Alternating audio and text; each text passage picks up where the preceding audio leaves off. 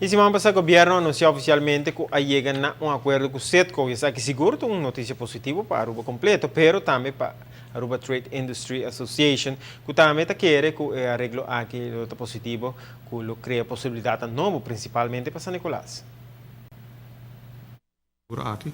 Então, para bem no governo e tudo isso não ajuda no processo, é um processo largo, então a está largo nós brinca pensar aqui. Nós não há que detalhar de acordo se ainda, nós bisava muito de sei, mas me quer que regard de sei, é também algo que lo pode um empurre na economia de Aruba e lo ajuda em geral também com a baixa pressão riba economia, companhia existente. Tordi hasi um tique mais grande e GDP e cresce a economia de sei. Bisando sei se nos lo que waque detalhe não para kiko exatamente também. Nós espera em verdade que algo long term, se o governo também bisa.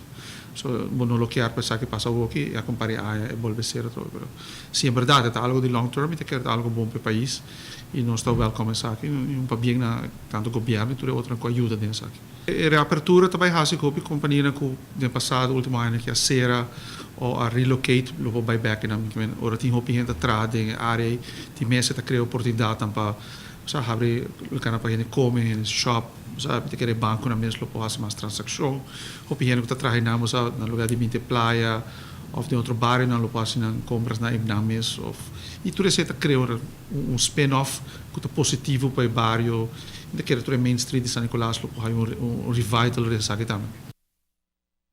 Como presidente de ATIA, tem no momento aqui não assim na mesa que o governo ainda para assinar aqui e detalhe que está tem acordo.